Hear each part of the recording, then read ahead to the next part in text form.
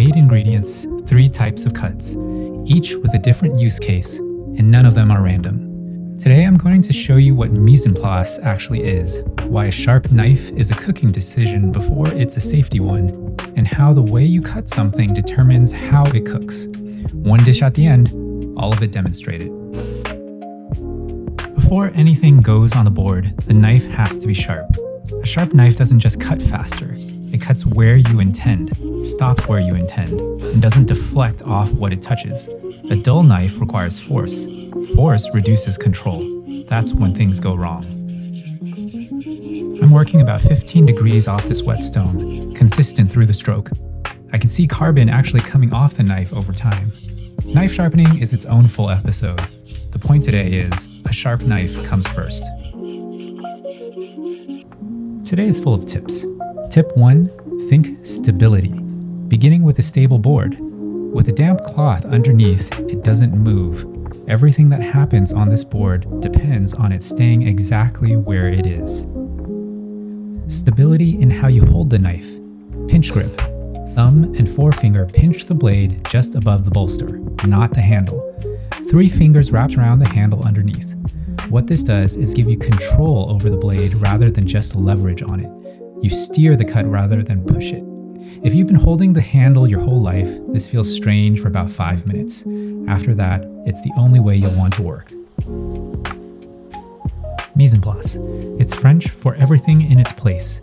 And if you've heard it before, you probably think it means having your ingredients measured and ready before you start cooking. That's part of it. But what it really means is that the thinking happens here, before the heat goes on.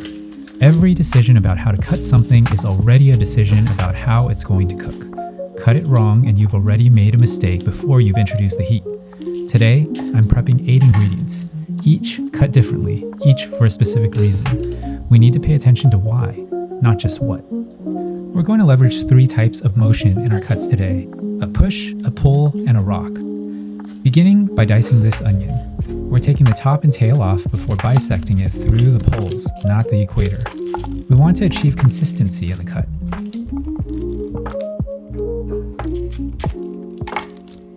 The cut flat side down on the board because, you guessed it, stability.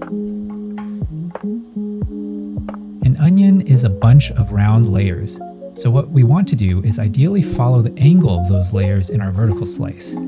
I'm using a pull motion for the vertical slice because I'm leaving the very top of the onion uncut, intact, to keep it all together. We'll take care of that top part later. I'm right-handed, so I'll make my vertical slices from 2:30 back to 12 o'clock counterclockwise, quarter the onion, turn the other quarter over, and repeat.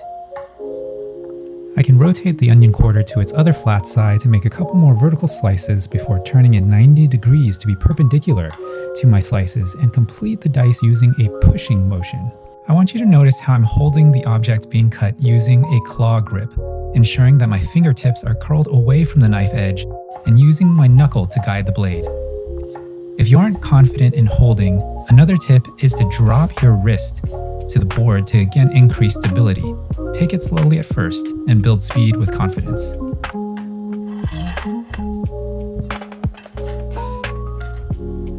Garlic. Smash flat first. The heel of the knife on the flat of the blade. One firm press should do it.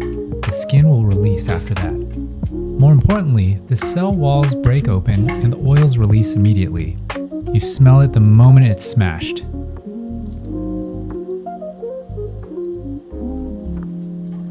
A rough rock chop. This garlic is going into a braise. It'll cook for a long time and give everything up. It doesn't need to be uniform, it just needs to be open. The rocking motion of your knife hand is stabilized and supported by your other hand that plants the tip end of the knife onto the board. It never leaves the board until you reset. Now onto the carrot, where we take the same ingredient but apply 2 cuts for 2 completely different jobs. A small dice first, same size as the onion. These are going into the sauce base.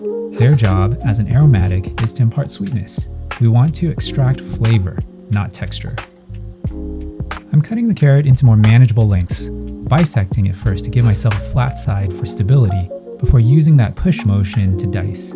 A carrot is tapered, so the skinnier length only needs to be cut once lengthwise. The thicker part will need to be quartered.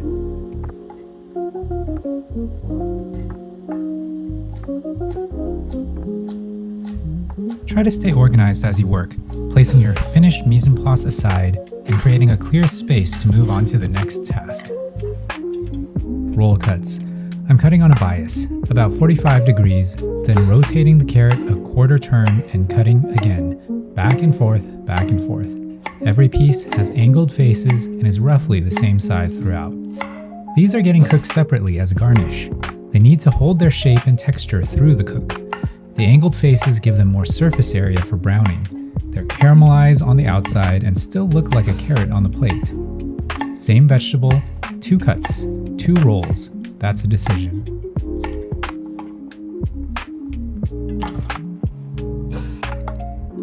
Shallots into wedges. Root on, quartered through the root so the layers stay attached. These are roasting with the mushrooms and the carrots. The wedge holds together through the heat. You want them intact on the plate, soft inside, caramelized at the edges, still recognizable as a shallot.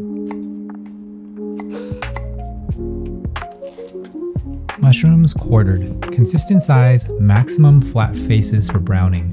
Mushrooms are mostly water. Quartering gives them enough surface area to brown properly, rather than steam in their own liquid. Crowd them and you get gray. Space them out and you get color. Another tip here is using a smaller knife for smaller objects. There's no right or wrong way to quarter these, but for efficiency, I'm pinching the mushroom, bisecting it with a push cut between my fingers, rolling it 90 degrees, and repeating. Our potatoes are going to be sliced at about a 1/2 inch thickness. Then they're going into a microwave to steam before being put through a ricer for mashed potatoes. The even thickness means they can steam at the same rate and come out consistently cooked. Again, I'm going to work toward getting flat surfaces onto the board for stability and small enough sections to work with for manageability. I can use both the push cuts for larger cuts and push or pull cuts for slices.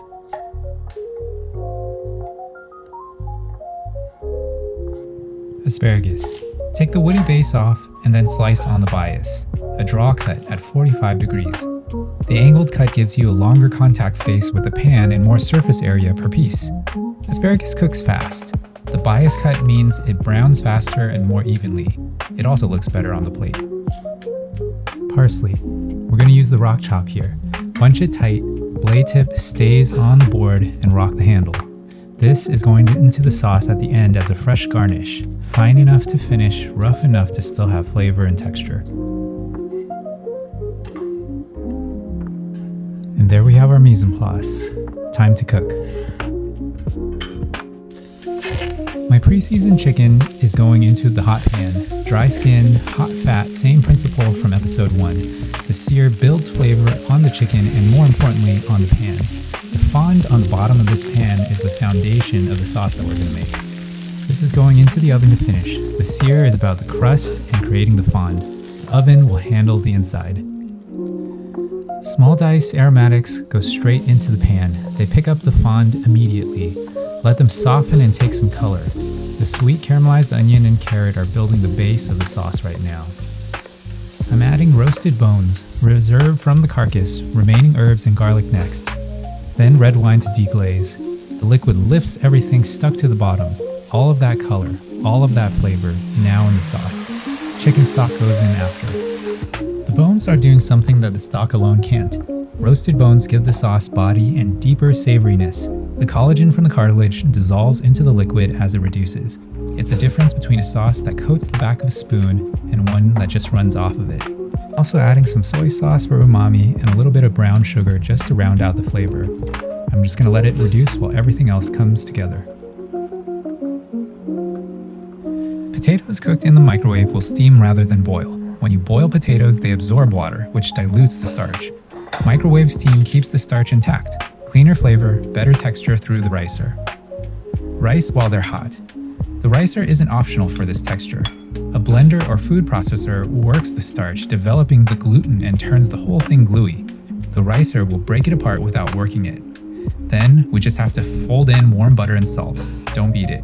You're building a texture, not finishing one. As soon as you overwork it, it becomes a paste.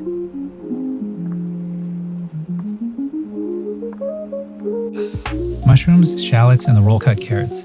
I can start it in the pan to speed up browning and then into a hot oven. Give everything space. If the mushrooms are crowded, they steam. Give them room and the water cooks off fast. Then the browning will be set. Asparagus last, the fastest cook in the dish. 2 minutes, you want it to still have bite.